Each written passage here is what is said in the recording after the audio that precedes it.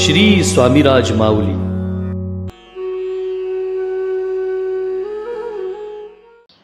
अनंत कोटी ब्रह्मांड नायक राजाधिराज योगीराज परब्रह्म सद्गुरु श्री स्वामी समर्थ महाराज की, गुरुदेव श्री स्वामी सूत महाराज की, गणपती बाप्पा, श्री स्वामी समर्थ। परवा आपण स्वामी समर्थ महाराज अक्कलकोटात येण्या अगोदर आणि अक्कलकोटात आल्या सुरुवातीच्या काळ दिवसांमध्ये काय काय झालं ते आपण बघितले। परवा काल आपण महाराज अक्कलकोटला आल्यावरती महाराजांच्या काही अशा लीला घडलेल्या आपण ऐकल्या की ज्याच्यापासून आपल्याला काहीतरी बोध मिळतो, आपण काहीतरी त्याच्यापासून शिकतो। आणि त्या गोष्टी मी तुम्हाला काल सांगितल्या सुद्धा, म्हणजे जसं आपण नैवेद्याचं सांगितलं, मूर्तीपूजेचं सांगितलं वगैरे सगळं आठवते ना तुम्हाला सगळ्यांना? का विसरलात सगळं? विसरलात तर नाही ना?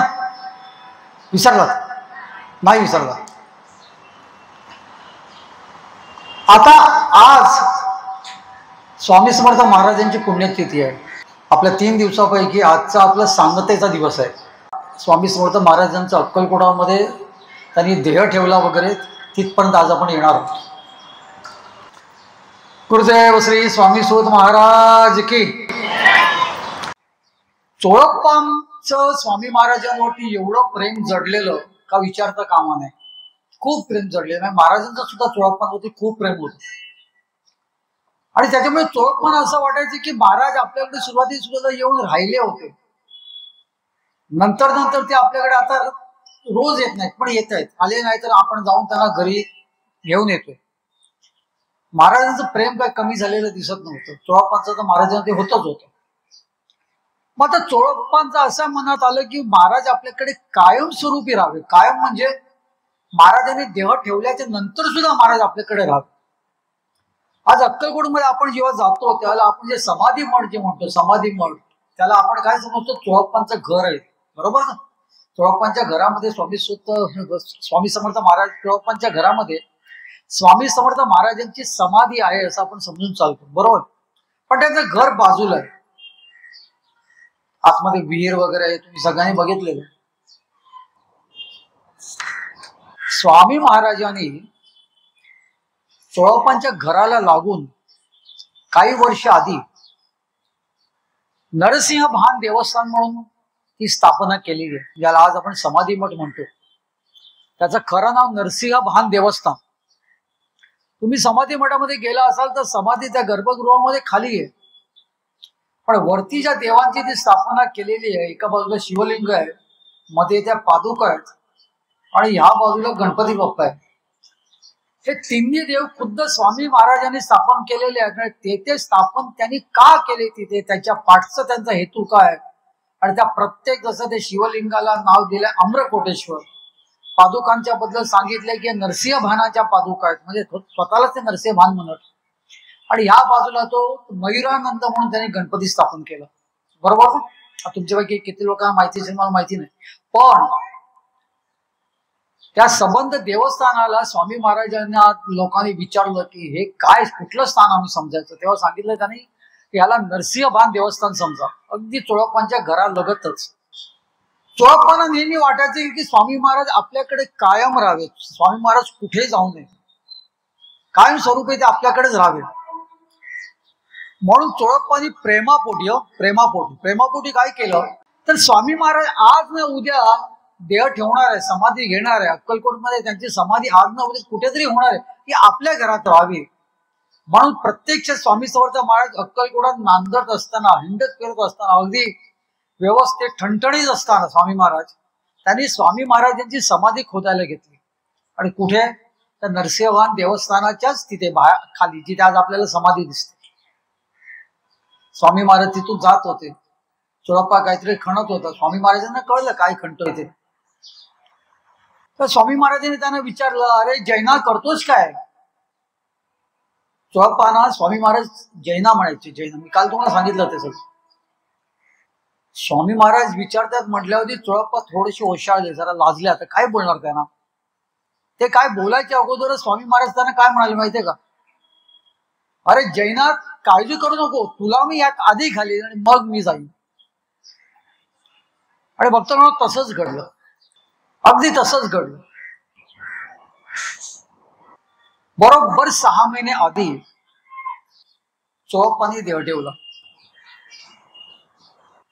आणि त्यानंतर बरोबर 6 महिन्यांनी चैत्र कृष्ण त्रयोदशी शके 1800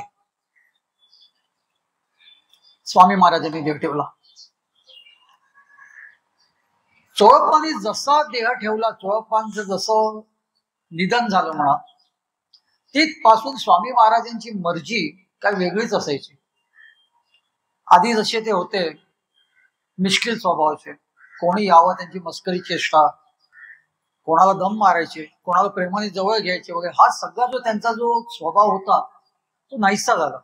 स्वामी महाराज शांत शांत शांत राहायचे. आणि तिथपासून किंवा त्याच्या आधी काही वर्षांपासून महाराजांनी आता आपण देह ठेवणार आहोत हे दर्शवलेलं आहे. काही वर्षांपूर्वी मला लोक विचारायचे की स्वामी समर्थ महाराजांनी अचानक देह ठेवला काय हो? म्हटलं नाही, अचानक कसा काय ठेवते? नाही, त्या महाराजांनी देह ठेवलं ते आम्हाला माहिती आहे, तो दिवसात काय घडलं ते सुद्धा पोथीमध्ये आहे. पण तिथल्या लोकांना काही कल्पना होती का आता महाराज देह ठेवणार आहेत? तर हो, निश्चितच होती. त्या महाराजांनी कसे कसे संकेत दिलेले आहेत ते आता आपण बघणार आहोत. आपण सर्वप्रथम म्हणजे काही वर्षां आधीपर्यंत जाऊया. एक साधारण 5 वर्ष आधी 1878 इसवी सन 1878 आणि शके 1800 चैत्र कृष्ण त्रयोदशीच्या दिवशी स्वामी समर्थ महाराजांनी देह ठेवला. त्याच्या आधी बरोबर एक साधारणतः 5 वर्ष आधी स्वामी सुतांच्या बाबतीत एक अशी घटना घडली. स्वामी सुत देहभान हरपायचे महाराजांना बघितल्यावरती. देहभान हरपणं म्हणजे नेमकं काय? आपल्याला देह आहे ह्याचाच भान न राहणं. आणि त्याच्यामुळे काय झालेलं की त्यांना देहभान महाराजांना बघितल्या त्यांचा देह आधी हरपून जायचे, ते विसरून जायचे सगळं. मग त्या देहावरती आपण काय कपडे घातलेले आहेत, आपल्या हातामध्ये काय आहे, त्याचा कसा भान राहणार? देहाचाच भान नाही तर देहभानाच्या मध्ये आपण काय घातले. आणि त्याच्यामुळे महाराजांना बघितल्यावरती त्यांची ब्रह्मानंद टाळी लागायची. आणि अशी ब्रह्मानंद टाळी लागायची का ते सगळं काही विसरायचे. आणि त्यांचा जो परमोच्च पदाचा जो आनंद असायचा तो जागृत व्हायचा. मग त्यांना अभंग स्फुरायचे. आणि असंच काहीच झालं. आणि स्वामीसुत महाराज स्वामी महाराजांच्या समोर नाचू लागले. अभंग त्यांना स्फुरले आणि नाचू लागले. त्याला त्यांच्या पायामध्ये खडावं होत्या. त्यांच्यावरती इतर तिथली लोक द्वेष करतच होते. कुठला तरी तरुण ताडा मुलगा मराठा जातीचा कुठून तरी आला आणि स्वामी महाराजांनी त्यांना सरळ मुलगा आपला केला. त्याच्यामुळे त्यांच्याबद्दल द्वेष होता, राग होता. आजच्या भाषेत म्हणायला गेलं सगळी लोक तिथली सगळी जी जुनी होती, जी महाराजांच्या बरोबर 12 15 वर्ष राहिलेली, त्यांना सगळ्यांना त्याच्या हेवा वाटायचा. थोडक्यात काय तर त्यांच्यावरती जळायचे सगळे. आजच्या भाषेत सांगायचं तर पायात खडावा घालून नाचतायत. हे जेव्हा सगळ्यांनी बघितलं तेव्हा तो नेमका त्यांनी चान्स घेतला आणि स्वामी महाराजांकडे तक्रार करायला सुरुवात केली. आणि हे सगळं घडलं ज्या वेळेला ते खडावा घालून नाचू लागले वगैरे, तेव्हा तिथले जे ब्राह्मण मंडळी किंवा इतर जी कोण होती महाराजांच्या बरोबर इतकी वर्ष, त्यांनी त्यांना धक्काबुक्की केली, सगळं काढले. आणि महाराजांकडे ते जाऊन तक्रार करू लागले, अहो बघा आम्ही इतके वर्ष तुमच्याकडे, आता काल परवा जे येणाऱ्या मुलाला तुम्ही मुलगा म्हणून मांडीवर काही घेतलं आणि आज तो बघा खडावा घालून तुमच्या समोर नाचतोय. त्या जशा आपल्या घरातले आजोबा आपल्या घरामध्ये भांडणं झाल्यावरती कधी कधी कंटाळतात, होता मी आता घरच सोडून जाणार, तसंच काहीच घडलं. स्वामी महाराज म्हणाले आता कंटाळलो मी या तुमच्या भांडणाला, आता मी इथून उत्तर हिंदुस्थानात निघून जातो. उत्तर, आता त्याचा नेमका अर्थ काय समजायचा? खरोखर महाराज इथून अक्कलकोट सोडून पुढच्या ब्रह्मंतीला जाणार आहेत का उत्तर म्हणजे वरती जाणार आहेत, देह ठेवून जाणार आहेत, हे कोणालाच माहिती नव्हतं. स्वामीसुत महाराजांनी त्यांना न सांगता तिथून सोडलं. कारण महाराज तिथे असते स्वामीसुत महाराज, तर न जाणून लगेच ताबडतोब त्यांच्या स्वाधीन सगळं करून ते तिथून निघाले असते किंवा समाधी घेतली असते किंवा देह ठेवला असता. ह्या धाष्टीने स्वामीसुत महाराज सरळ मुंबईला आले, पुन्हा अक्कलकोटा महाराजांकडे गेलेच नाहीत. पण हा जो संकेत होता, हाच संकेत होता की महाराज जे सुचवत होते की आता मी देह ठेवणार. पहिला संकेत साधारण 5-1 वर्षापूर्वी. त्यानंतर 4-1 वर्ष काहीच घडलं नाही. स्वामीसुत महाराजांनी देह ठेवला, सगळं झालं. चैत्र कृष्ण त्रयोदशीचाच दिवस होता, शके 1799. म्हणजे स्वामी महाराजांनी देह ज्या दिवशी ठेवलं चैत्र कृष्ण त्रयोदशी तोच दिवस, त्याच्या बरोबर 1 वर्ष आधी स्वामी महाराज एका गावाला गेले होते आणि तिथे त्यांना शौचास जायचं होतं. थोडासा अशक्तपणा आला होता. महाराजांना कधी कधी मध्ये मध्ये अशक्तपणा यायचा, कधी कधी व्यवस्थित असायचे, एकदम म्हणजे एखाद्या तळण्याला लादवतील अशी असायची. अशक्तपणा आला होता म्हणून त्यांच्याबरोबर भुजंग होता. काल मी बोललो तुम्हाला त्याच्या हातातलं जे कडं हरवलेलं वगैरे, कारण त्यावेळेला त्या तिथून राजदरबारातून त्यांना त्यासाठी नेमलेलं, एक गुप्तहेर म्हणून नेमलेलं तेव्हा, की महाराजांकडे कोण येते हे बघायला. पण नंतर त्या महाराजांचेच होऊन राहिले, मग त्याच्यामुळे तर गुप्तहेरपणा सगळे गेल्या बाजूला. ज्यांनी त्यांना नेमलेलं ते पण महाराजांचे भक्त झाले, विंचुरकर वगैरे. हे महाराजांच्या सानिध्यात सतत असायचे, सतत सतत महाराजांच्या सानिध्यात असायचे. तेव्हा महाराजांना त्यांनी विचारलं, महाराज तुम्हाला अशक्तपणा आला असेल तर पाटावरती बसा, मी पाठ उचलून तुम्हाला शौचास घेऊन जातो. महाराजांनी हसत त्यांना विचारलं, अरे आज तू मला उचलायच्या गोष्टी करतोयस, तुझा काय माझे दगड उचलणार का? ते त्याला कोणालाच कळलं नाही, दगड कसले उचलायचे महाराजांचे. पण त्यातले काही धूर्त स्वामी भक्त होते, विद्वान होते, त्यांना कळलं दगड म्हणजे बहुतेक आता महाराज समाधी घेत आहेत. कारण समाधीवरती एक मोठा दगड पाषाण ठेवला जातो नेहमी. आज पण तुम्हाला अक्कलकोटला जाल तुम्ही, आज सुद्धा वरती आपल्याला तो पाषाणातच स्वामीची समाधी म्हणून सांगतात. खरं म्हणजे स्वामी महाराजांची समाधी खालती आहे, महाराज खाली बसलेले आहेत. हा पहिला संकेत. त्याला स्वामीसुत महाराजांची आधीच देह ठेवला होता. ह्या सगळ्यांना जेव्हा ही बातमी समजली की स्वामी महाराजांनी असं आज विचारलं भुजंगांना, तर सगळ्यांची मन खिन्न झाली की आता महाराज बहुतेक ऍक्च्युली सगळी अशी भाषा करतायत, निरोपाची भाषा करतायत, असंच काहीच होतं. सगळे भक्त तसे बघायला का खजील झाले थोडे. त्यानंतर बरोबर 1 वर्षाने महाराजांनी देह ठेवला. पण या मधल्या काळामध्ये कितीतरी काहीशा गोष्टी घडल्या. चोळप्पांचा अंत झाला. चोळप्पा गेल्यानंतर महाराज अगदीच शांत बसू लागले. जे महाराज मिश्किल होते, महाराजांच्याकडे कोण आले होते, त्यांच्या मस्कऱ्या चेष्टा चालायच्या, काय चालायचं, सगळंच काय चालायचं. एक दिवशी अक्कलकोटच्या राणी साहेबा, म्हणजे ते राजे ज्यांचा जन्म स्वामी समर्थ महाराजांच्या आशीर्वादाने झाला होता, महाराजांच्या सानिध्यात ते फिरायचे, महाराजांच्या सानिध्यातच ते असायचे नेहमी, अगदी लहानपणापासून. मी तुम्हाला काल सांगितलं ना, मळकं कोपरं त्या महाराजांच्या बरोबर जी कोण पोरं असायची, महाराजांच्या आज्यांची, म्हणजे पुढं महाराजांची, लिंगायतांची, ख्रिश्चनांची, मराठ्यांची, त्या पोरांबरोबर अक्कलकोटचा राजा, गादीवर बसलेला अक्कलकोटचा राजा, तो सुद्धा स्वामी समर्थ महाराजांच्या बरोबर खेळायचा, हिंडायचा, महाराजांच्या अंगाखांद्यावर खेळायचा. वेळ प्रसंगी महाराजांच्या अंगावरती स्थानपान सुद्धा करायचा. महाराज त्याला दूध पाजायचे. म्हणजे या नोंदी आहेत. ते महाराज होते हो, ते पुरुष स्त्रीचं तिथे काहीच नाही. महाराजांचं वात्सल्य ते काय, तर महाराज त्या पोरांना दूध पाजायचे. राणीसाहेब एकदा त्यांच्याकडे आल्या होत्या, म्हणजे ह्या राजेसाहेबांच्या बायको, पत्नी त्यांच्या. त्या आल्या होत्या, महाराजांना नमस्कार केला आणि महाराजांना विचारलं, महाराज असं का आहे, मी तुम्हाला कितीतरी दिवस बघते, एकदम शांत आहात तुम्ही, पूर्वीसारखा तुमचा स्वभाव नाही राहिला आता. कधी मी आल्यावरती तुम्ही असे शांत नाही बसले दिसले मला. काय का नाही, मिश्किलपणे तुम्ही काहीतरी मला बोललेला आहात. आले गेलेल्या भक्तांकडे तुमचं इतकं शांत बोलणं कधीच नव्हतं. तेव्हा महाराज त्या राणी साहेबांना म्हणाले, मी कोणाला मी माझी लीला दाखवू, माझा चोळ्या तर गेला ग, आता मी कोणासाठी लीला करू. हे ऐकून राणी साहेबांना सुद्धा जरा मनामध्ये कच्च झालं. महाराज सगळे समरूपात, म्हणजे महाराज सगळे निरोपांची भाषा घेत होते, बोलत होते. माझा सोहळा गेला, माझा सोबती गेला, आता मी कोणाला लीला दाखवू.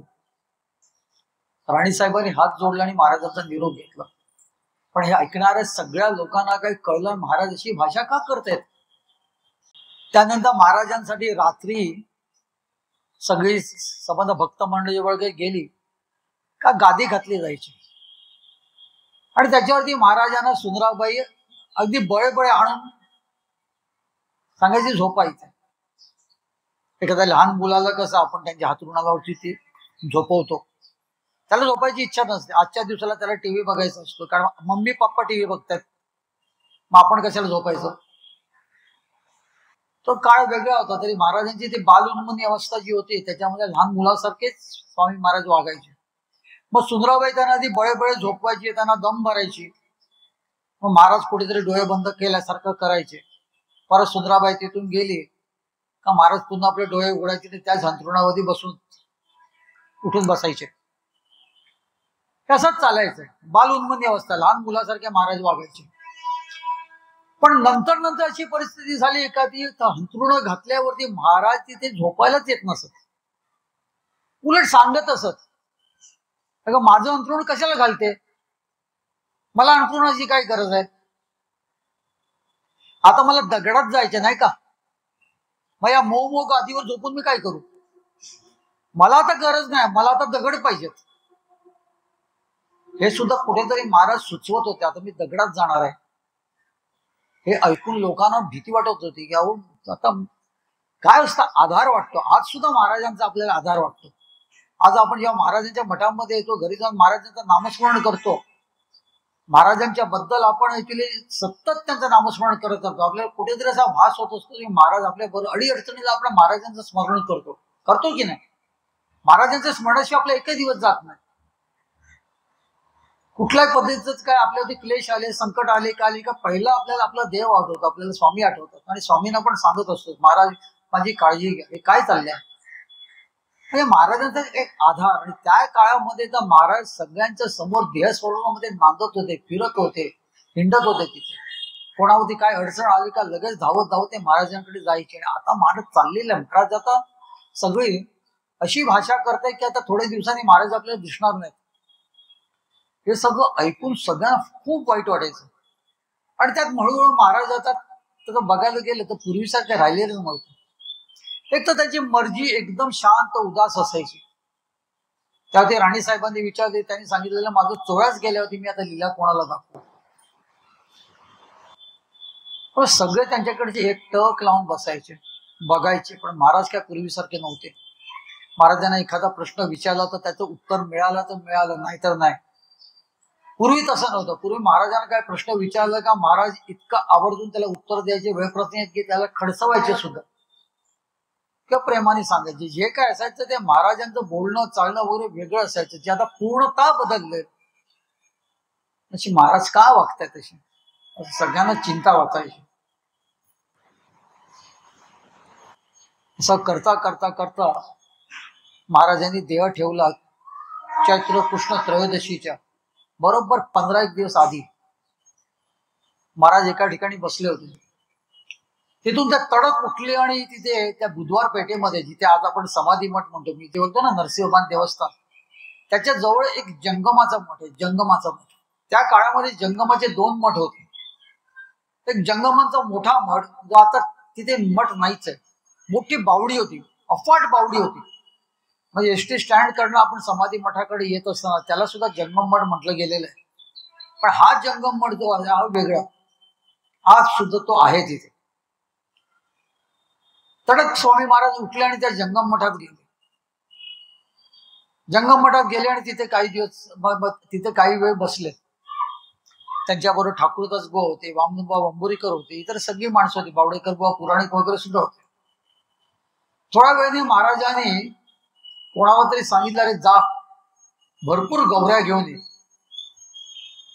ते गौरे घेऊन आल्यावरती त्या गौऱ्या त्यांनी आणखीन महाराजांनी त्यांना आणायला सांगितलं. एकाला सांगितलं तूप घेऊन ये, ते तूप कमी पडलं म्हणून आणखीन आणायला सांगितलं. आणि त्यांनी जे गौऱ्या आणि तुपात नेमकं केलं काय, तर सगळ्या लिंगायतांच्या समाधीवरती एक शिवलिंग स्थापन करायची एक प्रथा आहे.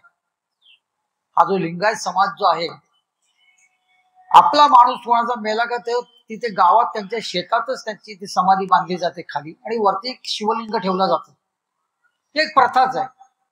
आणि त्यातल्या त्यात त्या लिंगायतांचे जे साधू असतील तर त्यांची तर व्यवस्थितरित्या समाधी बांधली जाते. त्याचं एक छोटस घरासारखं बांधलं जातं, मठासारखं.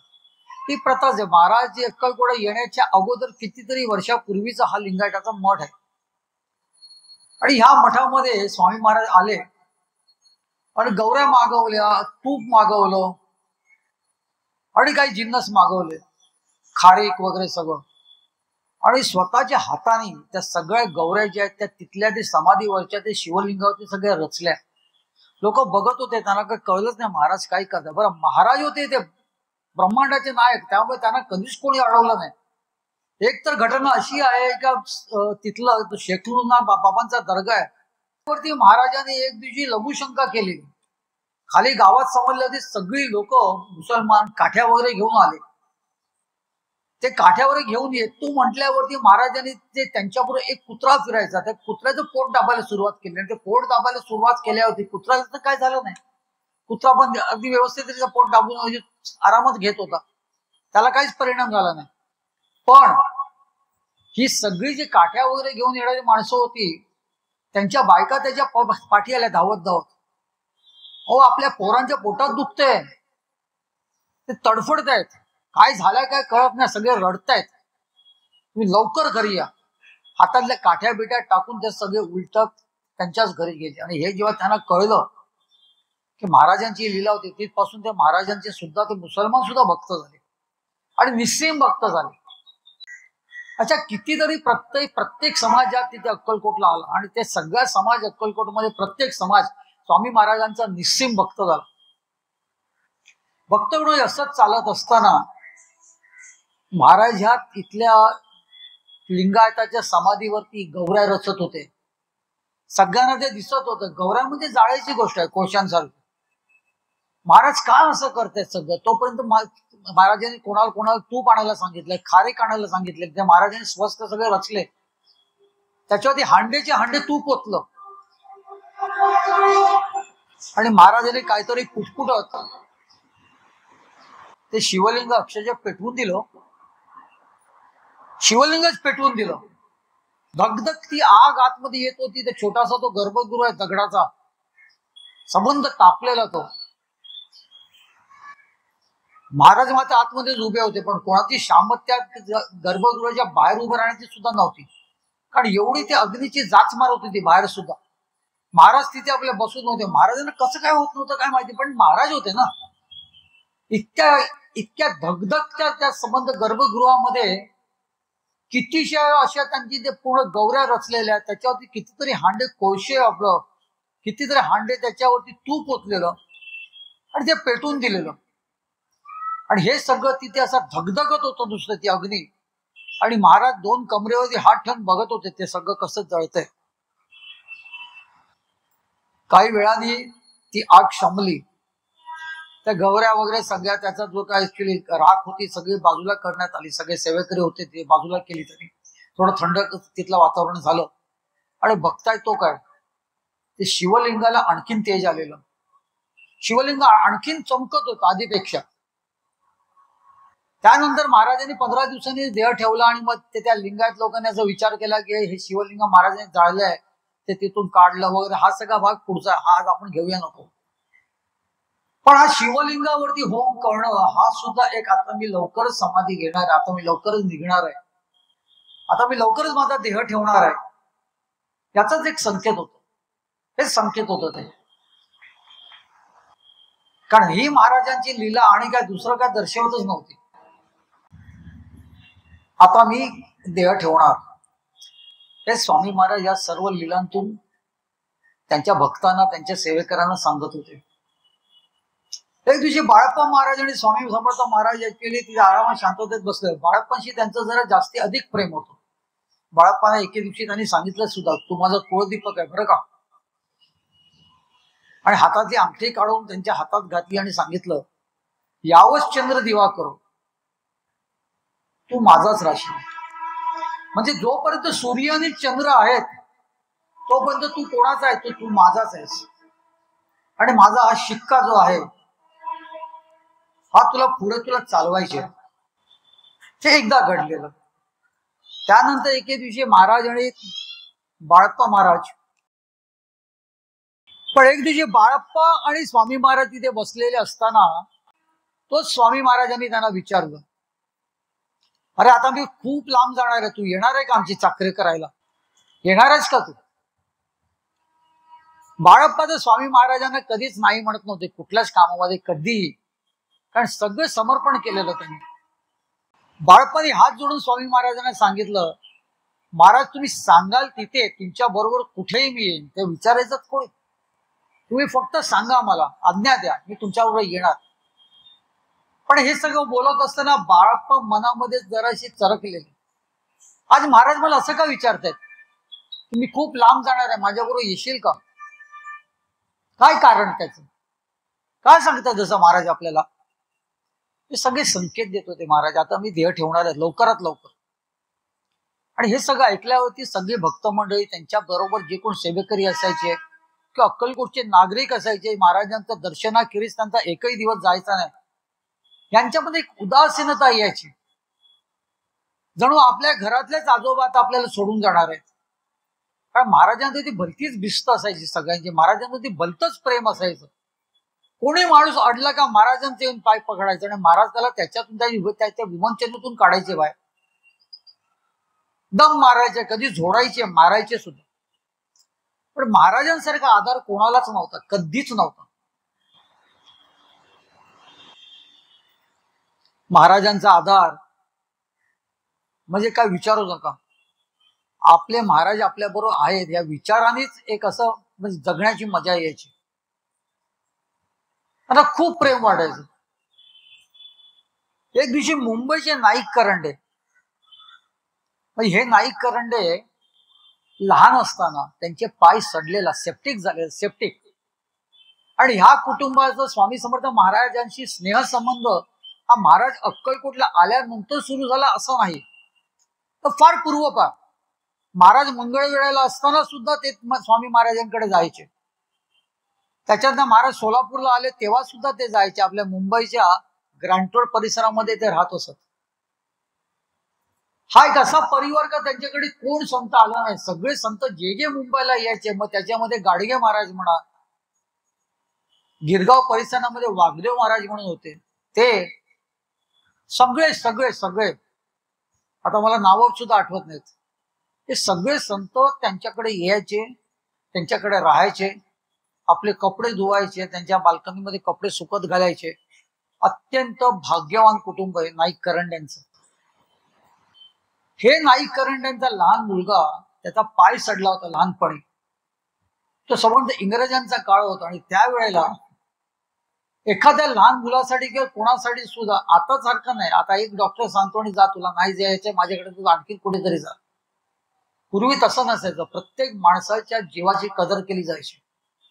या लहान मुलाचा पाय सडतोय, त्याला सेप्टिक झालाय, आता त्याच्यामध्ये आपल्याला काय करता येईल म्हणून सगळे 4-5 डॉक्टर्स एकत्र आले. त्यांनी स्वतःची एक कमिटी नेमली आणि कमिटी नेमून या पोरासाठी काय करता येईल, त्याला कसा औषधोपचार करता येईल, हा सगळा औषधोपचार करण्यासाठी त्यांनी सगळं आपसामध्ये विचार विनिमय केला. आणि त्यांनी सगळ्यांचं ठरलं की ह्या लहान पोराचा पाय कापल्याखेरीज आपल्याकडे काहीच गत्यंतर नाही. आता आपल्या ह्याचा पायच कापावा लागणार. एक पाय त्याचा कापून टाकायचा. संबंध धडामध्ये ते सगळं सेप्टिक शिरायचं सगळं वाचेल आणि तो त्या पोराचा जीव वाचेल. तेवढ्यात त्यांनी असा विचार केला की आपण अक्कलकोटला महाराजांकडे जाऊया. कारण महाराजांचे आणि त्यांचा स्नेह संबंध होताच. महाराजांचे ते निस्सिम भक्त होते, अख्खा परिवार. आता मुलाचा पाय कापायचाच आज ना उद्या, तर महाराजांना विचारूया एकदा. ते तडक त्या पोराला घेऊन महाराजांकडे गेले. महाराजांकडे गेले, महाराजांना विचारलं. महाराजांना सांगितलं, बघा हो काय झालं, आमच्यावर काय संकट आलेलं आहे. एवढंच लहान पोर आहे, 4-1 वर्षाचं. 4 वर्षात त्याचं आयुष्य झालेलं आणि त्याच्यातच त्याचा एक पाय कापला गेला. महाराजांनी लगेच शिव्या असडली, अरे नालाय का म्हणे, कशाला पाय बी कापतो रे, कोणी सांगितलं पाय कापायला तुला? तो हत्ती मुततोय बघते. तेवढा त्यांचं लक्ष गेलं, आवाज आला, हत्ती एका तिथे बाजूला मुतत होता. काय त्यातली ओली ओली माती काढलं, त्या मुलाच्या पायावरती लेप लाव. सेप्टिक 2025 मध्ये आजच्या तारखेला तुम्हाला कोणाला जर सेप्टिक झालं असेल तर त्याच्यामध्ये ते अशी काळजी घेतात की बाहेरच्या धुळीचा एक कण पण जाता कामा नये. एक कण तो जरी गेला तरी ते सेप्टिक वाढत जातं आणि संबंध शरीरात ते भिंत आणि खरोखर तो भाग नंतर मग कापावाच लागतो. आज 2025 सालात ही परिस्थिती आहे. त्या काळात तो पोरगा लहान असताना, त्याच्यानंतर तो मोठा झाला, महाराजांनी देह ठेवते वेळी तो मोठा होता. त्या काळामध्ये महाराज सांगतायत हत्ती मुतत असले ती मातीचा लेप लाव. तो लेप लावला आणि त्याचा पाय खणखणीत बरा झाला. आता हा जो पोरगा आहे, हा पोरगा ज्याच्या पायाला इजा झालेली, त्याचा पाय कापणार होते, स्वामी महाराजांनी हत्तीचं तर माती भूताची माती लावायला सांगितलं, त्याचा पाय बरा झाला. तो हळूहळू मोठा झाला ना. तो मोठा झाला, स्वामी महाराजांवरती त्याचं प्रेम चढलेलं, त्याचं सुद्धा महाराजांवरती प्रेम चढलेलं, त्याने सुद्धा महाराजांच्या अंगावरती स्तनपान केलेलं बरं का. महाराजांनी त्यांना एक शब्द दिला होता, महाराज देहस्वरूपी अक्कलकोटात असता. लहानपणापासून महाराजांच्या अंगा खांद्यावर खेळल्यामुळे आपण आजोबांशी जसा हट्ट करतो तसा एक दिवशी ते मोठा झालेले असताना तर महाराजांना सांगता, महाराज मला तुमचं काही ऐकायचं नाही, तुम्हाला मुंबईला माझ्या घरी यायचंय. तर येऊ रे, येऊ नाही म्हटलं असं नाही. बाकी कोणाची शामत नसायची, पण जी पोरं लहानपणापासून महाराजांच्या अंगा खांद्यावर खेळलेली आहेत, महाराजांच्या चापट्या खरलेल्या आहेत, त्या पोरांना महाराज आपले आजोबाच वाटायचे. मध्ये कितीही मोठे झाले तरी महाराजांवरती त्यांचा एक हक्क होता. त्यामुळे हे जे होते रांगणेकर साहेब, हे महाराजांच्या हट्टालाच पेटले महाराजांकडे. तुम्हाला मुंबईला काही केल्या यायचंच आहे, मी ऐकणार नाही.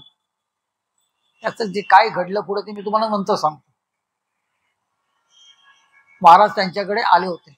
कधी आले होते, कसे आले होते, हा भाग पुढचा. महाराज एक दिवशी शौचाला बसले होते. अक्कलकोटातल्या एका भक्ताकडे स्वामी महाराज शौचाला बसले होते तिथे बाहेर. तेवढ्यात त्यांना कोणी त्याचा जोराने धक्का मारावा ना, तसे तर लवणले ते पडले. बाजूला सुंदराबाई सुद्धा होती. महाराज किती अशक्त असे वाटायचे आपल्याला, पण कधीच पडले वेळेवर नाही, कधी असे लवणले नाही कधीच. त्या पहिल्या वेळेला सुंदराबाई लगेच धावत धावत तिथे गेल्या आणि सुंदराबाईंनी त्यांना विचारलं, महाराज काय झालं? अगं काय सांगू, त्या रांड पटकीने मला ढकललं. महाराजांच्या आजूबाजूला कोणीच नव्हतं. महाराज कोणाबद्दल बोलत होते हे काही कळलं नाही.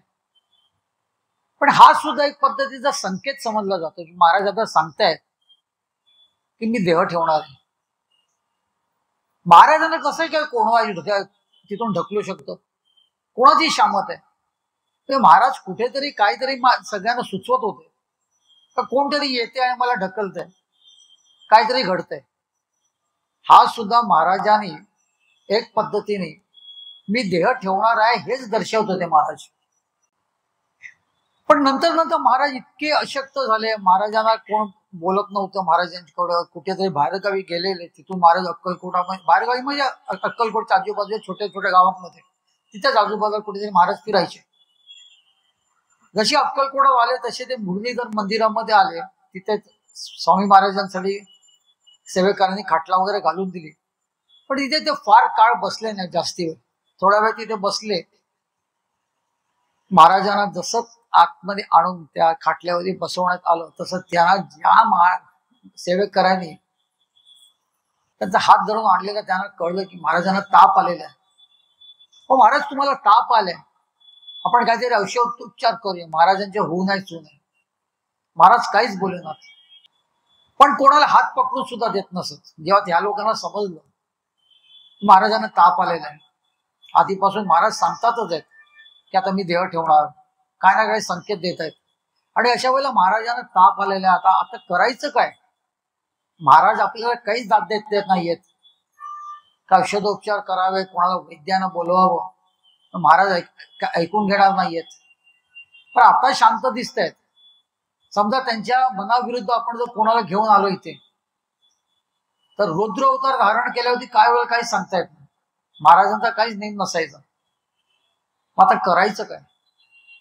तेव्हा त्यातल्या त्या काही सेवेकरी मंडळी होती, म्हणजे बाळप्पा वगैरे सारखी माणसं, त्यांनी अक्कलकोटच्या राजदरबारी ही गोष्ट कळवली. राजदरबारी जाऊन त्यांना सांगितलं राजघराण्याला की महाराजांची मर्जी आज 2-3 दिवस असंच आहे. कुठून तरी ते आले परगावाहून, बाजूबाजू गावावर. मुरलीधर मंदिरात सुद्धा अस्वस्थ होते, पण अंगात सणसणून ताप आहे. आता करायचं काय? काहीच कळत नाहीये. तेव्हा राजदरबारातून त्यांचे एक तिथले जे राजदरबारातले न्यायाधीश होते, बर्वे म्हणून, आणि एक कारभारी होते, हे दोघं तिथे आले. त्यांना सुद्धा महाराजांनी त्यांच्या प्रश्नाला असं कधी मान डोलवून किंवा कधी असं हलक्या स्वरामध्ये हा वगैरे असंच उत्तर दिलं. जास्ती बोलले नाहीत महाराज. त्यामुळे सगळ्यांनाच त्याची काळजी झाली की असं काय करतायत महाराजांनी. अंगात सणसणून ताप वगैरे आहे. तिथले ज्या कारभारी होते त्यांनी लगेच वैद्यांना बोलवलं. आता कारभारी वैद्यांना बोलवतात म्हणून त्यांनी आपापल्या परीने कोणी तिथल्या डॉक्टर्सना बोलवलं. ते आले, ते महाराजांना तपासू लागले. तो महाराज स्वतःला तपासून देईनात. महाराजांची नाडी तपासू लागले तर महाराज त्यांना हात देईनात. तर ते सगळं त्यांना तपासायला गेल्यावरती महाराज एकदम चिडले. तुझ्या बापाची नाडी तपास म्हणे, मला कशाला इथे येऊन सतवते इथे. अहो महाराज, तुमची तब्येत ठीक नाहीये, तुम्हाला औषधोपचार करावे लागणार, असं तुम्हाला सोडून चालणार नाही. आज कितीतरी दिवस तुमचं तब्येत सगळी अशक्तपणा तुमच्याकडे आलेला आहे. काय होणार म्हणणार ना, मी मेलो तर तुझ्या बापाचं काय जातं रे, चल चालता इथून. महाराजांचं ते बोलणं असायचं, महाराजांची ती आज्ञा असायची. त्यामुळे डॉक्टरांना ते सांगितल्याबरोबर डॉक्टरांचे पाय लगेच मागे फिरायचे. लगेच तिथल्या सेवेकरी त्या डॉक्टरांना समजावायचे, अहो जाऊ द्या, महाराजांकडे तुम्ही लक्ष देऊ नका. पुन्हा त्यांना महाराजांच्या पुढ्यात आणायचे, पुन्हा तपासायचा प्रयत्न व्हायचा. पण महाराज काय केल्या तपासून देत नसत, अजिबात तपासून देत नसत. अक्कलकोटमध्ये एक घराणं आहे पुराणिक. त्या पुराणिकांची जी बायको होती ती महाराजांची निस्सीम भक्त, तिला माई म्हणत महाराज, माई, माझी माई. तिला महाराजांनी एक शंख दिलेला, एक साधारण 7-8 महिन्यापूर्वी दिलेला किंवा त्याच्याही आधी दिला होता. आणि तिला सांगितलेलं, येणाऱ्या चैत्र कृष्ण त्रयोदशीला तो पूजेला लाव, बरं, त्याच्या आधी तो पूजेला लावू नकोस. आणि चैत्र कृष्ण त्रयोदशीचा दिवसच स्वामी महाराजांनी देह ठेवला. सकाळी महाराज एकदम शांत होते. बाळप्पानी परगावच्या कितीतरी लोकांना पत्र लिहून पाठ सगळं हे झालं केलेलं की बाबा असं महाराजांची मर्जी अत्यंत चिंताजनक आहे, काय होईल कधी काय सांगता येत नाही. पुण्याला, मुंबईला, कोल्हापूरला जेवढे जेवढे लांब लांबचे महाराजांकडे भक्त यायची त्यांची नेहमीची, त्या सगळ्यांना बाळप्पा महाराजांनी तार केलेली. त्याच्यात एक तार त्यांनी ह्या रांगणेकरांना सुद्धा केलेली, ज्यांचा पाय सडला होता लहानपणी. मोठे झाल्यावरती स्वामी महाराजांना त्यांनी सांगितलेलं, मुंबईला या, माझ्या घरी यायलाच पाहिजे. महाराजांनी तेव्हा त्यांना काय सांगितलं, मी तुझ्याकडे मुंबईला येणार. पण हे लहानपणापासून महाराजांच्या अंगा खांद्यावर खेळल्यामुळे असं नाही चालणार, मी येणार असं मला वेळ बनवून चालणार नाही महाराज. तुम्ही मला सांगा तुम्ही कधी येणार.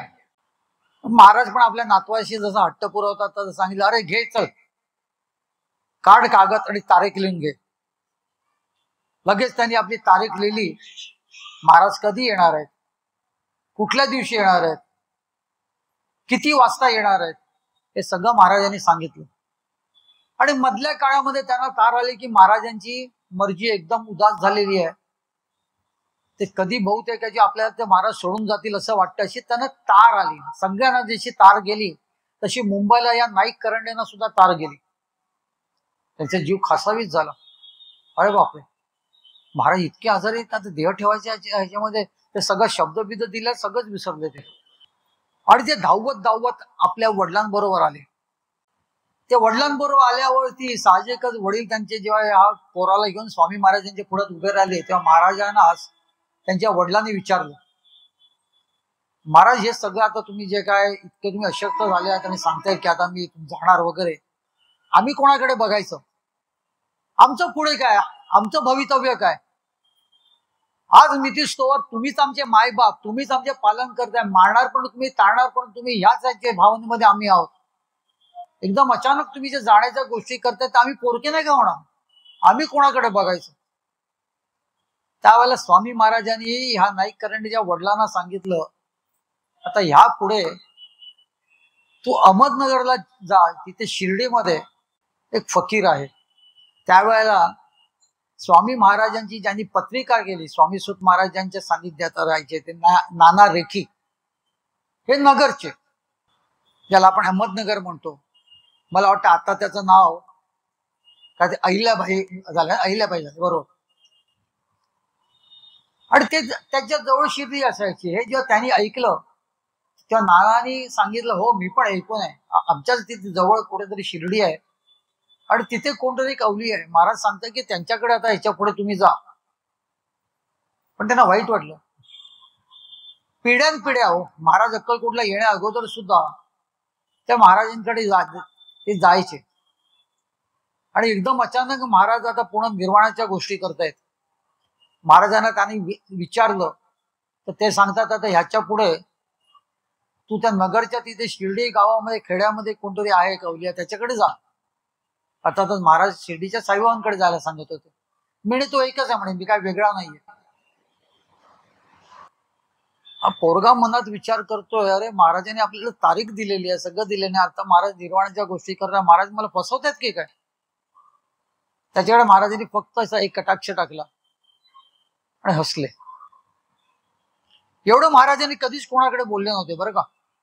पण या मधल्या दरम्यानच्या काळामध्ये महाराजांनी एक सेवेक करायला सांगितलं. अरे त्या माझ्या माईकडे जाणे, तिला दिलेला शंख आहे ती आज स्थापन करणार आहे, तो शंख घेऊन माईला बोलव बरं. माई लगभग आली आणि बघते तर काय वातावरण एकदम शांत विषिन्न वातावरण सगळीकडे पसरलंय वटवृक्षाच्या खाली.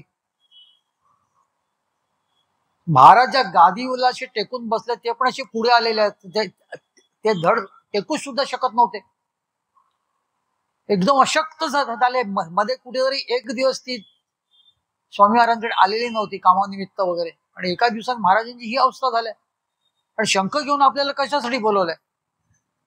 तिने महाराजांच्याकडे पाहताच तिला सुद्धा रडू कोसळलं. काय झालंय महाराजांना एवढं. महाराज तिच्याकडे पाहून स्मित हास्य करत होते फक्त, बाकी काही बोलले नाही. आणि शांत होते अगदी. फार एकदम खास खास भक्त जे त्यांच्या समोर येत होते त्यांच्याकडे महाराज काय ते बोलत होते थोडंफार. जसं नाईक करंडेंच्या पितापुत्रांना महाराजांनी सांगितलं, काही काळजी करू नको, याच्या पुढे तू शिर्डी गावात जा, तिथे एक फकीर आहे, त्याची सेवा करत जा, म्हणजे तुला माझी उणीव भासणार नाही. हे घडलेलं सगळं त्या पोराने, म्हणजे तो मुलगा जो होता त्यांनी 1922 का 1925 सालातल्या साई लीला या अंकाला साईबाबांच्या बद्दल ची माहिती जेव्हा ते मागवत होते तेव्हा त्यांनी एक पत्र लिहून हे कळवलेलं आहे, आम्ही मूळचे स्वामी समर्थ महाराजांचे भक्त, पण महाराजांनी देह ठेवते वेळी आम्हाला साईबाबांकडे पाठवलं. हा जो लेख त्यांनी लिहिलेला 1922 सालातल्या अंकामध्ये माझ्या स्वामीराज माऊली, श्री स्वामीराज माऊली या माझ्या युट्यूब चॅनल मधले जर व्हिडिओ शोधाल तर त्यातल्या आता अलीकडच्या एका व्हिडिओमध्ये तो संबंध वृत्तांत, त्या काळातल्या त्या अंकाचा फोटो सकट, आणि त्या काळातल्या अंकाचा पान स्क्रोल होत चाललाय, म्हणजे पुढे पुढे ते तुम्हाला व्यवस्थित वाचता येईल अशा पद्धतीने तो अंक संबंध मी तुमच्या पुढे माझ्या युट्यूब चॅनलच्या माध्यमातून ठेवलेला आहे. आज जे 3 दिवस मी तुमच्याकडे जे काही येतोय बोलतोय सगळं सांगतोय तो समुद्रातला थेंब आहे बरं का.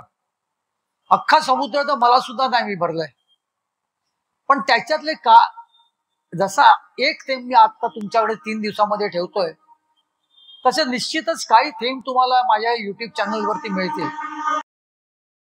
माझ्या युट्यूब चॅनलवरती मुद्दामून जा. भले कोणाला वाटत असेल मी त्याचं प्रमोशन करतो काय करतो, होत असेल प्रमोशन माझं, पण सगळ्यात मोठी गोष्ट अशी आहे की महाराजांच्या भक्तांना महाराजांच्या ह्या सगळ्या गोष्टी समजायला पाहिजेत. तोपर्यंत ती माई शंख घेऊन आलेली.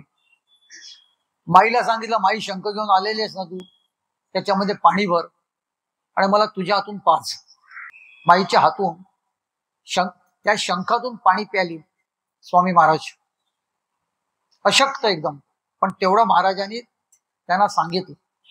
सगळीकडे हाहाकार होता, सगळे रडत होते, त्यांना सगळ्यांना कळत होतं. तेवढा तर महाराजांनी सांगितलं, अरे रडता काय, माझे सगळे जे कोण जनावर आहेत त्यांना सगळ्यांना घेऊन या.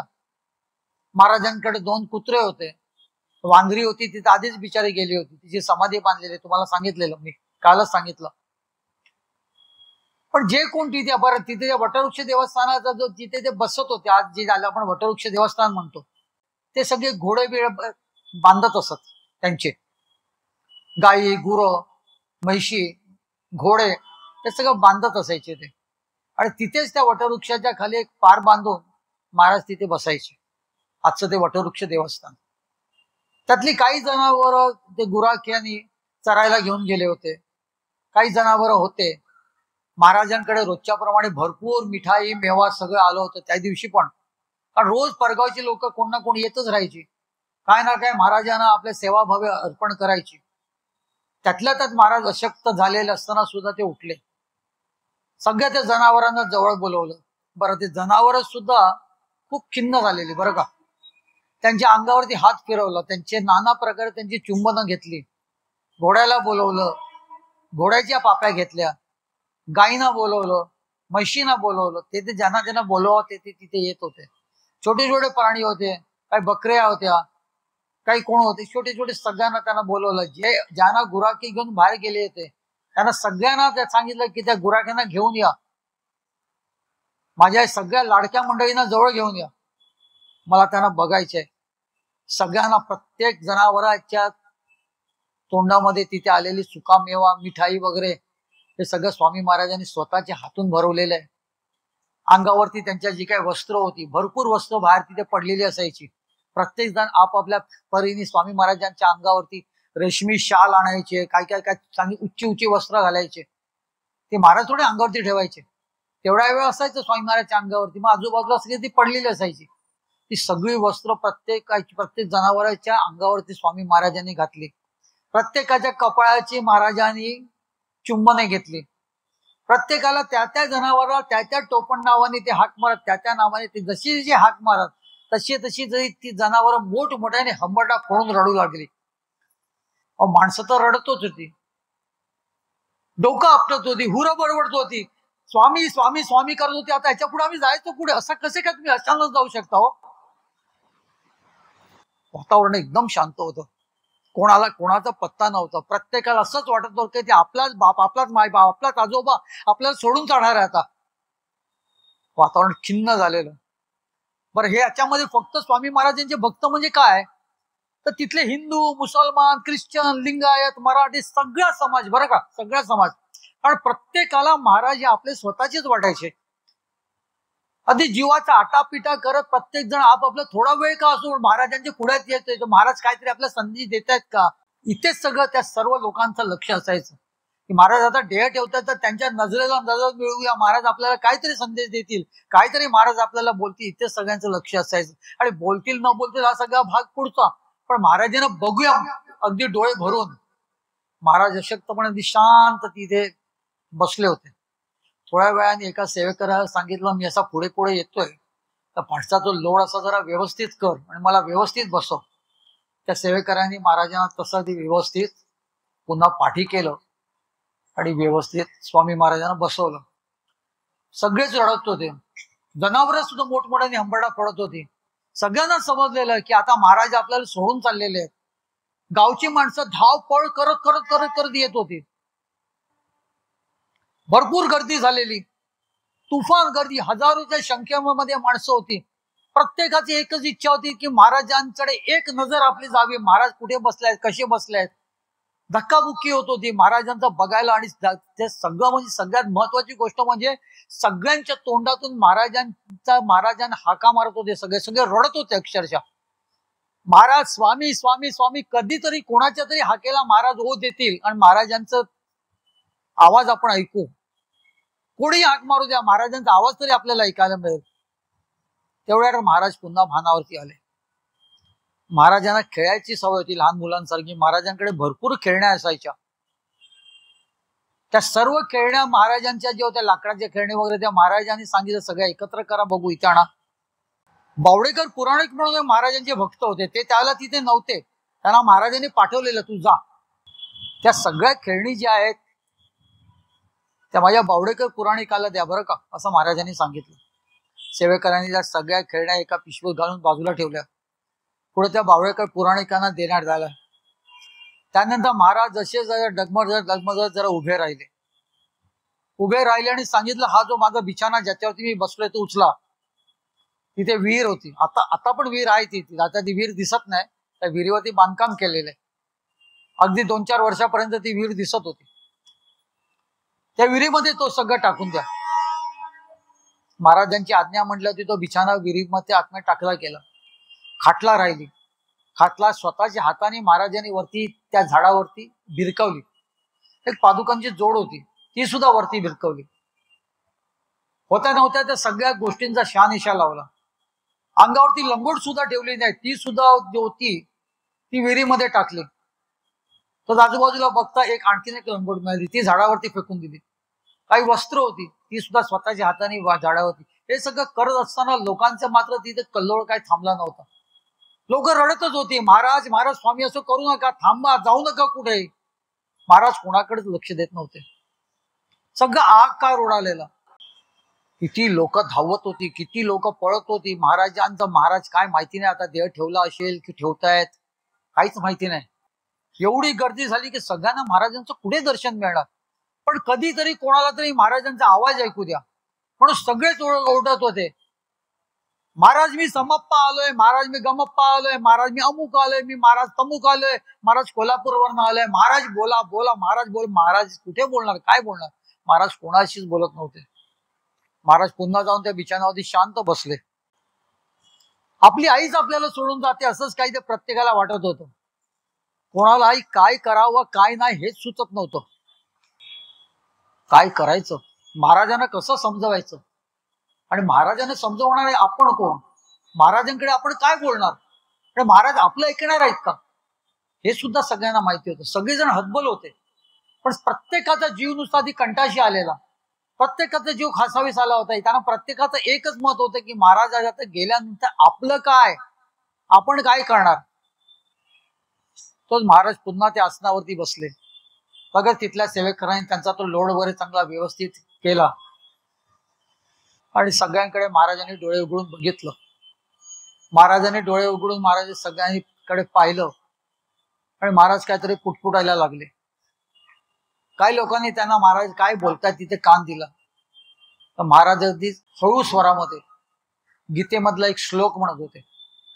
महाराज म्हणत होते, अनन्या चिंतयन्तो माम ये जना परिपासते तेषां नित्याभियुक्तानां योगक्षेमं वहाम्यहम्. भक्तजनो, ह्याचा अर्थ असा आहे, मूळ म्हणजे हा गीतेमध्ये श्रीकृष्णाने अर्जुनाला सांगितलेला आहे. त्याचा अर्थ मुळात असा आहे की अनन्या चिंतयन्तो माम ये जना परिपासते, म्हणजे अनन्य भावेने तुम्ही जर मला शरण जाल, तुम्ही जर माझे व्हाल, तेषां नित्याभियुक्तानां योगक्षेमं वहाम्यहम्, त्या सर्व लोकांचा मी योगक्षेम वाहीन. मी तुमचा सांभाळ करीन, तुम्हाला काही कमी पडणार नाही, तुमचं पालन पोषण सगळं मी करेन. हे अर्जुनाने श्रीकृष्णाला सांगितलेला श्लोक आहे. अनन्य भावेने तुम्ही तुमच्या देवाला शरण जा, अनन्य भावेने त्यांचे भक्त व्हा. आजपर्यंत गेले 2 दिवस तुम्हाला सांगत आलेल्या महाराजांच्या वेगवेगळ्या लीलांमधून जे आपल्याला बोध मिळत आहेत, त्याचा सगळ्याचा सार या गीतेतल्या एका श्लोकातून महाराजांनी अगदी शेवटच्या क्षणाला सांगितलेलं आहे. बरं, अनन्य भावेने म्हणजे नेमकं काय. तर मठामध्ये येऊन अगदी 108 आणि 1008 प्रदक्षिणा घालून जपमाळ हातात घेऊन तिथे बसायचं तसं नाही. ते मी काल तुम्हाला सांगितलं तसं तुमचं आचरण शुद्ध ठेवा, कोणाला दुखवू नका, पण मला तुमचं वर्तवणूक आवडेल असं वागा. जेव्हा तुम्ही एखाद्या उपाश्या माणसाला, उपाशी कुत्र्याला, उपाश्या प्राण्याला जेवू घाला, तिथे मीच जेवीन जेवण. पण जर तुम्हाला जर एखादा भुकेला दिसला किंवा एखादा उपाशी प्राणी दिसला, खरोखर त्यांनी काहीच कधी काही खाल्लं नसेल, तर त्याला जर तुम्ही घातलं आणि तो जेव्हा बकाबका खातो, तो जेव्हा एखादा तृप्ततेचा ढेकर देतो, तिथे निश्चितच समजा की ते महाराजांपर्यंत पोचलेलं आहे. ते अनन्य भाव आहे. महाराजांना जे मला सांगायचं होतं ते तुमची वर्तवणूक. उगाच खोट्या पद्धतीने स्वामी स्वामी करत बसू नका. तर प्रत्यक्ष अक्कलकोटामध्ये नांदत असलेल्या देहधारी स्वामी महाराजांना काय आवडत होतं, आपल्या भक्तांनी कसं वागावं असं त्यांना अभिप्रेत होतं, तसं वागा. आणि त्या पद्धतीने अनन्य भावे तुम्ही जेव्हा मला शरण जाल, तेव्हा तुमचा योगक्षेम, तुमचा सांभाळ मीच करीन. काही काळजी करू नका. तुम्ही सरळ नाकानी अगदी प्रामाणिकपणे तुमचं आयुष्य जगा, चांगलं वर्तन ठेवा. तो त्याचाच अर्थ तो होता. अनन्या चिंतयन्तो माम ये जना परिपासते तेषां नित्याभियुक्तानां योगक्षेमं वहाम्यहम्, असं म्हणून स्वामी महाराजांनी पुन्हा डोळे बंद केले. अरे बापरे, याला डोळे बंद केल्यावरती जो काय कल्लोळ तिथे झाला, सगळ्यांनी हंबरडा फोडला. असं वाटलं सगळ्यांना की महाराज आताच जातात की काय. आणि खरोखर महाराज त्यावेळेला तिथून देह ठेवतच होते. तेवढ्यात स्वामी सुतांच्या मातोश्री स्वामी महाराजांच्या डोक्यावरून बसलेलंच मी तुम्हाला सांगितलेलं, त्यावेळेस स्वामी महाराजांच्या भक्त झाल्या होत्या. त्यांना काकूबाई म्हणत. त्यांनी आणून स्वामी महाराजांच्या मुखामध्ये पेज घातली. त्यांच्या हातून स्वामी महाराजांनी 2-3 चमचे पेज ग्रहण केली. बरं का, महाराजांच्या देहस्वरूपी हयातीत मध्ये शेवटच्या क्षणामध्ये काकूबाईंच्या हातून 2-3 चमचे पेज स्वामी महाराजांनी घेतलेली आहे. तिला महाराज अनुसूया म्हणत. माझी अनुसूया आहे तू. त्यांना पुन्हा स्वामी महाराजांनी डोळे बंद केले. पुन्हा महाराज डोळे उघडतील म्हणून सगळ्या लोकांनी महाराजांकडे अगदी आशेने बघत होते. पण त्याला महाराजांनी डोळे उघडले नाहीत. त्यांच्या मुखातून खसखसी सारखे 3 दाणे बाहेर पडले. सगळ्यांचं लक्ष तिथे गेलं, पण ते दाणे कोणालाच उचलता आले नाही. कुठे गेले काहीच माहिती नाही. खसखसी सारखे होते ते. कारण सगळ्यांचा रडून आकांत चाललेला तिथे. सगळेजण ते वाचून बसले होते. आता महाराज डोळे उघडतील परत, आता आपल्याकडे बघतील, आता उघडतील. महाराजांनी त्यानंतर डोळे उघडलेच नाही. आपल्या आजोबाने आपल्याला किती धाकात जरी ठेवलं तरी त्यांचं जे सानिध्यामध्ये जो काय आपण काळ काढलेला असतो आपल्या तारुण्यातला, तो आपण कधीच विसरू शकत नाही. आणि ते जे प्रेम जे असतं ते सगळ्याच्या पलीकडे असतं. आणि तेच आजोबा आता आपल्या नजरेआड होणार आहेत. हाहाकार झाला सगळ्यांना आणि सगळेच जण दुःखी झालेले.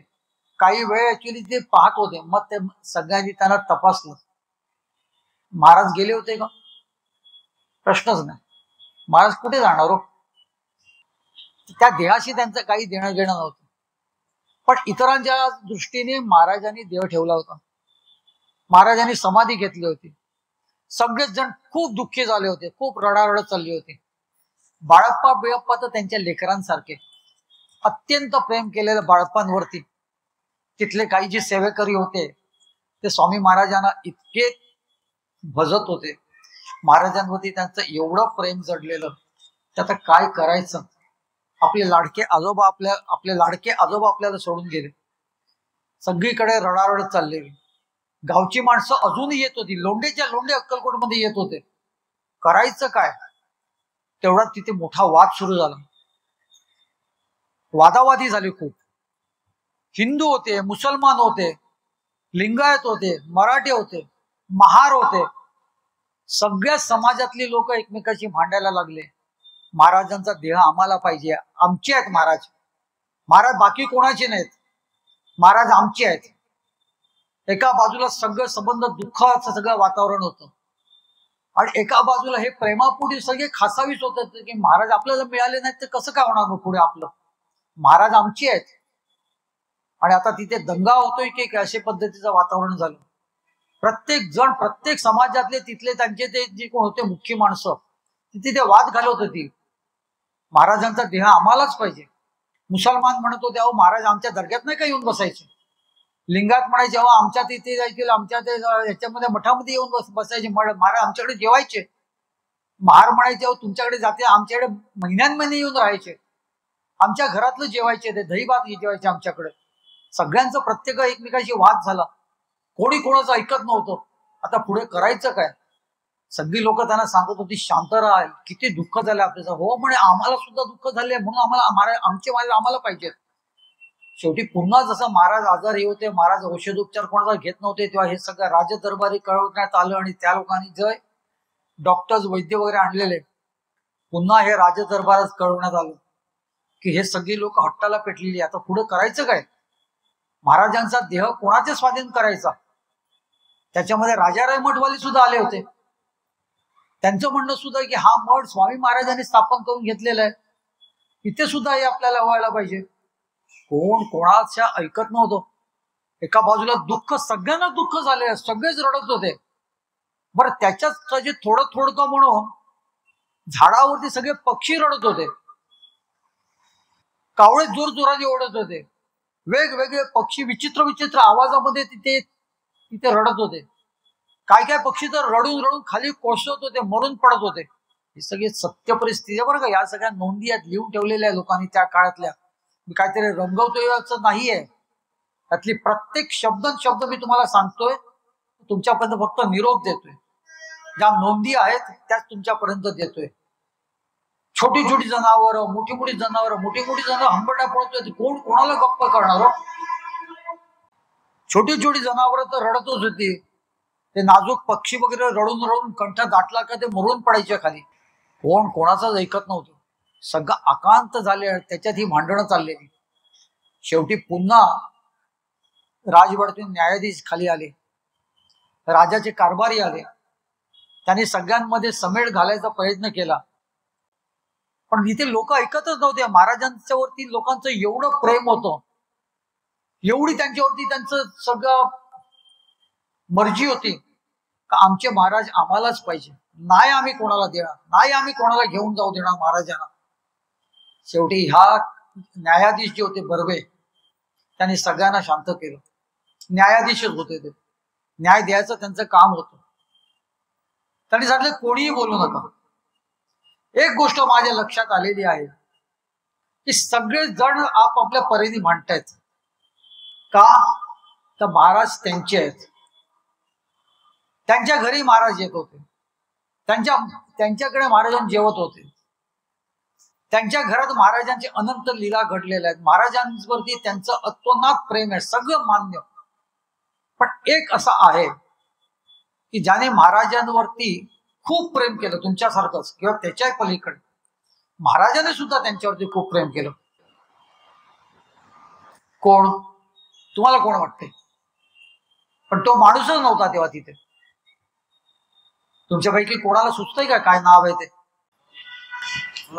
बरोबर. कारण चोळप्पांनी 6 महिने आधी महाराजांच्या देह ठेवला होता. तिथपासून महाराज अत्यंत उदास झालेले. महाराजांची ती पूर्वीसारखी मर्जीच नव्हती. खरं तर चोळप्पांची इच्छा होती की महाराजांची समाधी माझ्याकडे व्हावी.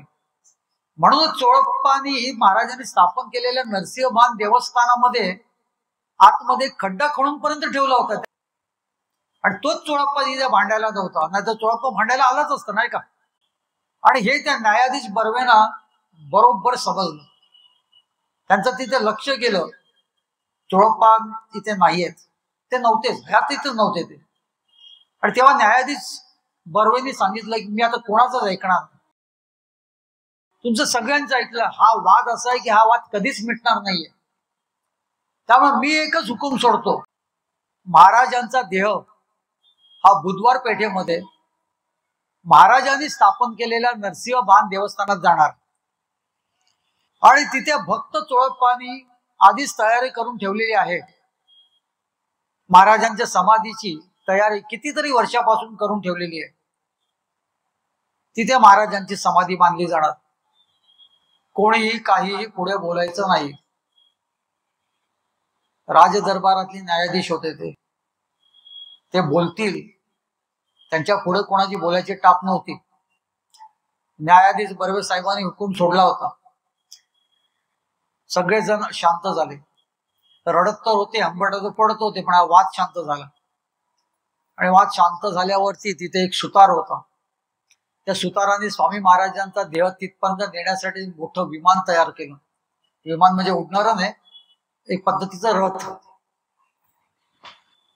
जो काय रथ जो तिथे तयार केला लाकडाचा, तो अलिशान रथ होता. आतमध्ये गादी वगैरे सगळं व्यवस्थित ठेवण्यात आलं. त्याच्यावरती स्वामी समर्थ महाराजांचा देह बसवला गेला. आणि ती मिरवणूक, काय त्या मिरवणुकीची शान होती. गुलाल उधळला जात होता. स्वामी समर्थ महाराज की जय बोलत होते सगळेजण. कंठ दाटून आला होता. महाराजांना हाक मारायचा, आपण एरवी जेव्हा एकदम सहकुशीने हाक मारतो ते सगळं वेगळं असतं. कंठ दाटून आलेला असताना आपण आपल्या परमात्म्याला, आपल्या बापाला जेव्हा हाक मारतो ते वेगळं असतं.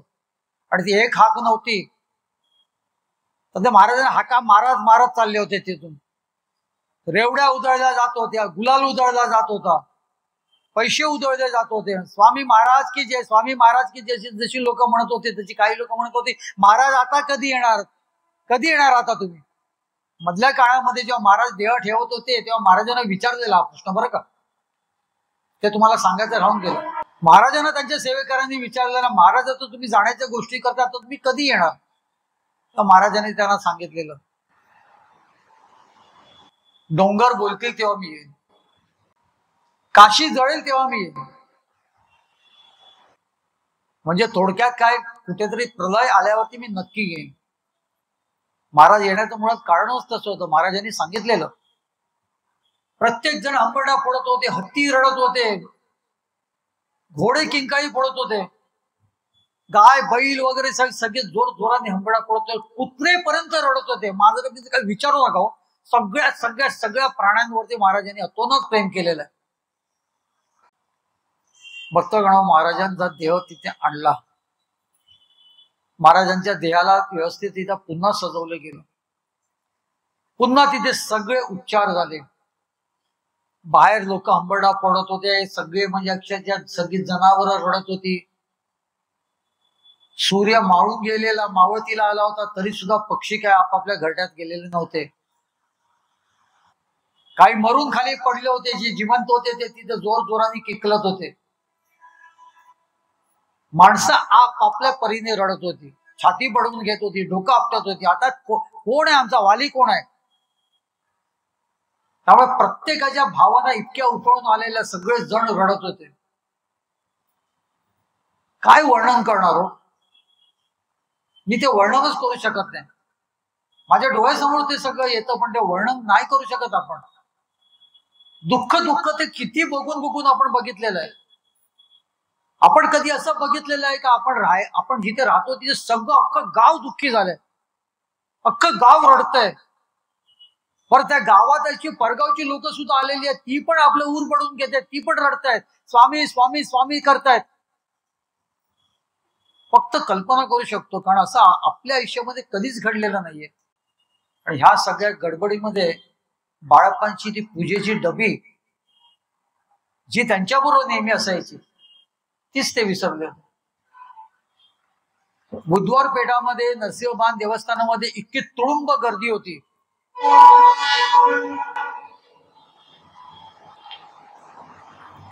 का कोणाला तिथून बाहेर जाणं सुद्धा शक्य नव्हतं, कोणाला शक्य नव्हतं. आणि त्यातच बाळप्पांना एकदम आठवलं, अरे आपली डबी आपण विसरलो. एक अखेरची महाराजांची पूजा करून त्यांचा निरोप घेतला असता तर ते पण आपल्या नशिबात नाही. बरं, ते नाही तर नाही, एक अत्तराची फुपी तरी आपण बरोबर घेतली असते तर किती छान झालं असतं. आपण महाराजांच्या चरणाला, महाराजांच्या सर्वांगाला आपण अत्तर लावलं असतं, एक आपलं मन तृप्त केलं असतं. तेही आपल्या नशिबात नाही. त्यांना त्याची खूप खंत वाटू लागली. महाराजांचा देह खाली तिथे ठेवण्याची वेळ आली. त्यांचा जीव खासावीच होत होता, खालीवर होत होता. त्यांनी जाऊन महाराजांच्या चरणाला स्पर्श करण्याचा प्रयत्न केला, पण गर्दी इतकी तुफान होती, एवढी तुफान गर्दी होती. थोड्या वेळाने महाराजांचा देह उचलून त्या खाली गुफेमध्ये ठेवण्यात येणार होता. आणि बाळाप्पांच्या जीवाची नुसती घालमेल होत होती. अखेरचं शेवटचं महाराजांचं एक दर्शन, आणि ते सुद्धा नुसतं दर्शन नाही, तर ज्या पद्धतीने महाराजांची आज भीतीपर्यंत सेवा केलेली आहे, त्या महाराजांच्या देहाला अत्तर तरी लावण्याचं आपल्याकडे नशिबात असावं. माझ्याकडे असलेलं उच्च अत्तर, एवढं उच्च अत्तर मी ठेवलंय, रोज मी महाराजांना लावत होतो, त्याचा आता काय उपयोग आहे? एवढी पण मला बुद्धी होऊ नये का महाराजांचं अत्तर मी माझ्या आधी जवळ ठेवावं, बाकीचं पूजेचं साहित्य जाऊ द्या. तेवढ्यात ते एक कोणत्या ग्रहस्थाने हात पुढे केला. त्यांना माहिती होतं बाळप्पा तिथे अगदी जवळचे महाराजांचे आहेत, ते महाराजांपर्यंत पोचू शकत नव्हते. त्या हातामध्ये अत्तराचं, त्याच अत्तराची बाटली होती, त्याच अत्तराची फुपी होती. जे अत्तर महाराजांकडे होतं, जे अत्तर बाळप्पांकडे होतं, जे अत्तर महाराजांना लावण्यासाठी बाळप्पांच्या जीवनाची नुसती घालमेल होत होती. बाळप्पाने तो हात बघताच बाळप्पाने काय सूचनाचं झालं. ते ग्रस्त काय म्हणतात म्हणून त्यांच्याकडे त्यांनी असं मान केली. ते ग्रस्त सांगत होते, मी तर पोचू शकणार नाही, मी एक अत्तर आणले, महाराजांच्या देहाला लावा. बाळप्पांना इतका आनंद झाला. हे सगळं महाराजच घडवत होते. बाळप्पांची इच्छा होती महाराजांच्या अखेरीस महाराजांच्या देहाला आपल्या हातून आपण अत्तर लावावा. ती बाळप्पांची इच्छा महाराजांनी पूर्ण केली होती. स्वामी समर्थ महाराजांचा जय जयकार तिथे चालला होता. काही लोक रडत रडत जय जयकार करत होते, काही लोक रडत रडत स्वामी स्वामी स्वामी अशी ओढत होते. गायी म्हशी आंबरडा पडत होत्या, पक्षी सुद्धा काही काय मरून पडत होते पुन्हा. पण हे सगळं होत असताना स्वामी समर्थ महाराजांचा देह उचलून स्वामी समर्थ महाराज के जे अनंत कोटी ब्रह्मांड नायक राजाधिराज योगीराज परब्रह्म सद्गुरु श्री स्वामी समर्थ महाराज की जे एका बाजूला हेच चाललेलं, एका बाजूला स्वामीचा जय जयकार चालला होता, एका बाजूला तिथे भजन मंडळी भजन करत होती. कल्लोळ होता, कल्लोळ. आणि ह्या कल्लोळामध्ये स्वामी समर्थ महाराजांचा देह आतमध्ये ठेवला. आतमध्ये एक पेट्टी सफाई ठेवली, उदबत्त्या लावल्या गेल्या, नाना पद्धतीचे अत्तराचे फवारे आतमध्ये मारले गेले. आणि अखेरचा तो क्षण आला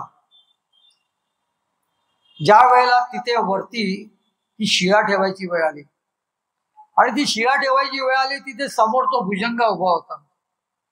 त्या भुजंगाला सर्वप्रथम महाराजांनी आपण देह ठेवणार आहोत हे दर्शवलेलं, हे सांगितलेलं, हे तो संकेत दिलेला. त्या भुजंगालाच विचारलेलं नाही का, अरे आज तू आम्हाला पाटावरती बसून उचलायच्या गोष्टी करतो, उद्या काय आमच्या नावाचे दगड उचलणार आहेस का?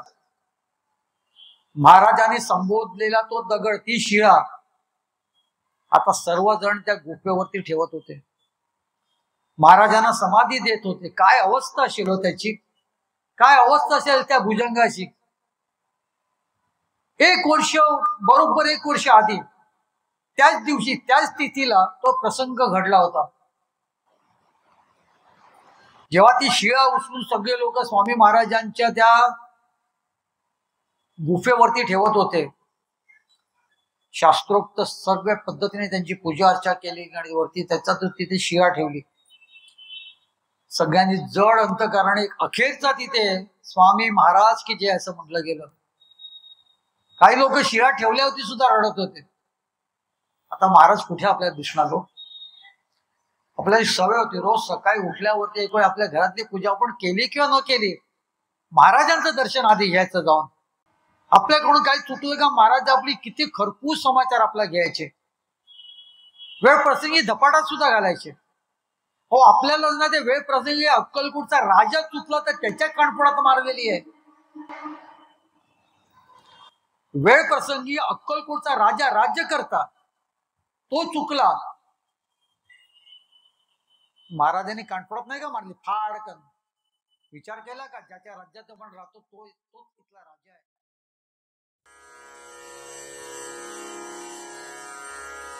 स्वामी देई हेची दान, नित्य चरणाचे दर्शन, मज नको धनदारा, तुझ्या चरणी द्यावा थारा. मज ठेवावे भिकारी, सुखे करीन चाकरी. तुझे नाम माझी जोड, मुखी राहो तेची गोड. तुझ्या चरणी माझा माथा, ऐसे करी दीनानाथा.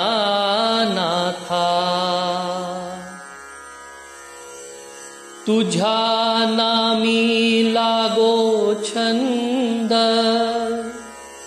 मज द्यावे दास पद. सूत मागे हेची दान, तुझ्या चरणी होऊ लीन. तुझ्या चरणी होऊ लीन.